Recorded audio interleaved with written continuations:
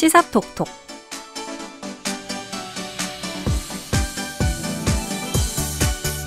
시사 상식도 높이고 선물도 받아가는 한 주간의 시사 이슈를 다룬 시사 퀴즈 코너 시사톡톡 시간입니다. 이승은 시사캐스터와 함께합니다. 어서 오세요. 네, 안녕하세요. 반갑습니다. 네, 반갑습니다. 네, 이제 대선이 2주도 채 남지 않았습니다. 맞아요. 이제 사전투표일까지도 일주일 정도 이렇게 네. 남은 상황이어서 이제는 좀 마음의 결정을 빨리 해야 되는 거 아닌가 이런 조급함도 생기더라고요. 그렇죠. 네, 맞습니다. 지난 일요일에는 대선 주자들의 첫 TV 토론도 열렸는데요. 사실 이 TV 토론이 매 대선마다 화제가 되잖아요.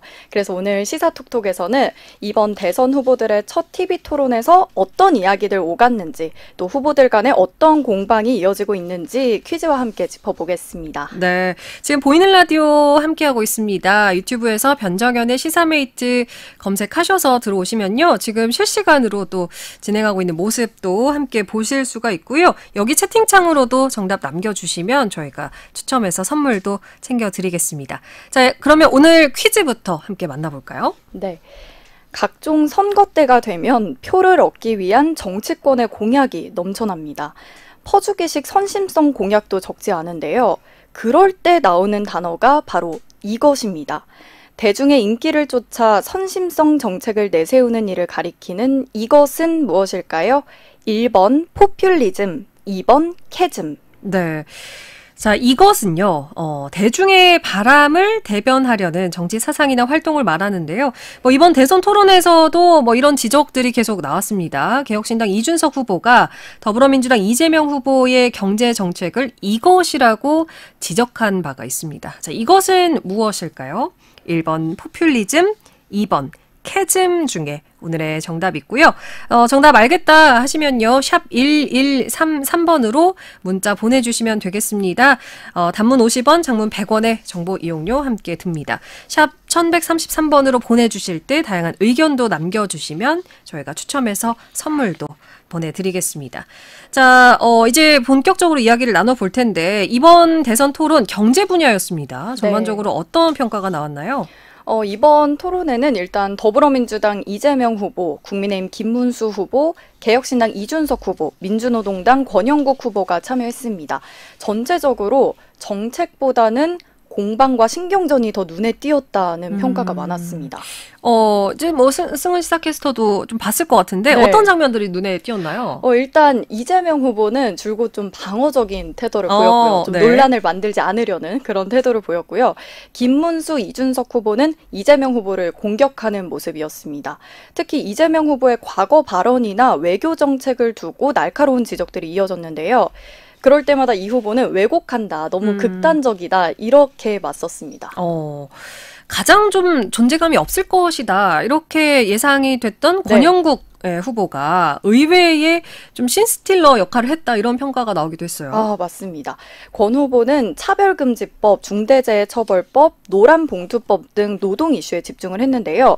김문수 후보에게는 아니 윤석열 때문에 치러지는 선거인데 무슨 자격으로 나왔냐 이런 말을 하기도 했고요. 또 이재명 후보한테는 차별금지법에 동의하냐 이렇게 물었는데 이 후보가 명확히 답을 안 하니까 그냥 거기까지 듣겠습니다 라고 하면서 말을 끊기도 했습니다. 네. 아니 이번 토론 주제가 경제였잖아요. 네. 각 후보들이 이 침체된 경기를 어떻게 살릴지 어떤 대책들을 내놨나요? 먼저 이재명 후보는 추가 경정 예산이죠. 추경으로 서민 경기와 내수 경기를 살리는 게 우선이다라고 했고요. 또 이 후보의 1호 공약이기도 하죠. AI 산업 같은 첨단 분야 육성이 필요하다고 했습니다. 이준석 후보 같은 경우에는 이재명 후보의 경제 공약을 비판하기도 했어요. 네, 이준석 후보는 이재명 후보의 경제 공약들이 오늘 퀴즈 정답이기도 한 이것이라고 하면서 허황됐다고 했습니다. 이재명 후보의 1호 공약인 AI 정책과 관련해서도 세부 계획도 없는데 100조 원을 어디에 투입할 거냐라고 하면서 비판을 했죠. 자, 그러면 반면에 김문수 후보는 어떤 경제 대책을 내놨을까요? 김 후보는 자영업자와 소상공인 보호에 집중하겠다고 했습니다. 빚을 덜 수 있게 조정을 해주고 또 필요한 자금은 정부가 더 지원하겠다라고 했고요. 또 무엇보다 기업이 좋은 일자리를 더 많이 만들 수 있도록 하고 일자리를 만드는 기업에는 혜택을 주겠다고도 했습니다. 네. 이준석 후보 그리고 권영국 후보의 경제 정책은 어떤 것들이 있었을까요? 이준석 후보는 경제 성장을 위해서 생산성을 높이고 또 지역 경제 현실에 맞게 최저임금을 자율적으로 조정해야 한다라고 했습니다. 또 권영국 후보는 부자 증세를 해서 경제적 불평등을 해소하겠다고 했죠.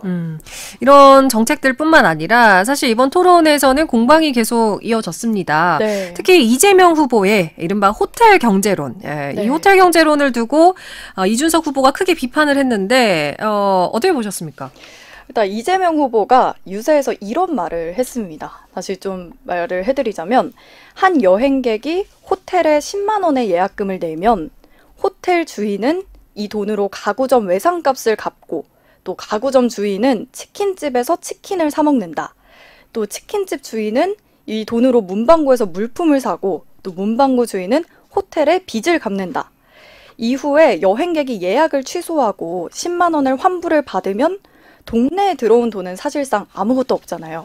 그런데도 돈이 돌았다. 이것이 경제다라고 했습니다. 네, 지금 이 상황을 아마 이제 청취자분들도 이해를 하셨을 텐데 이걸 두고 이제 이준석 후보가 강하게 비판을 한 거죠. 네, 이게 돈풀기식 괴짜 경제학이라고 했고요.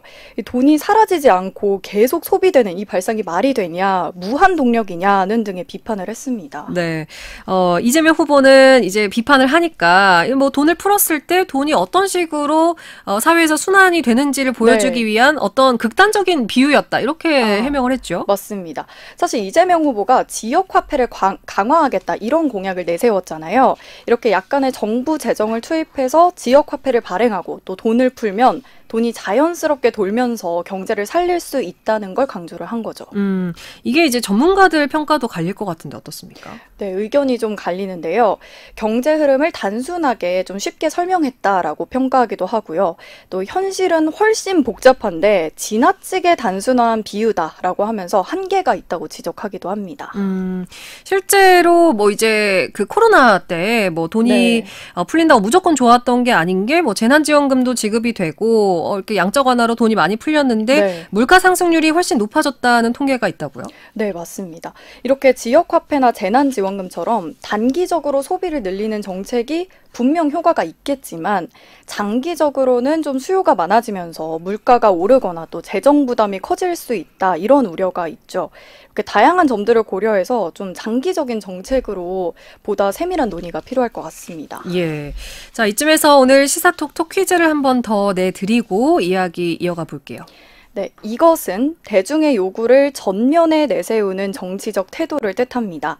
특히 대중의 인기만을 쫓아 비현실적인 선심성 정책을 내세우는 걸 의미하는데요. 이것은 무엇일까요? 1번 포퓰리즘, 2번 캐즘. 네. 1번이 포퓰리즘, 2번이 캐즘인데요. 과연 오늘의 정답은 몇 번일까요?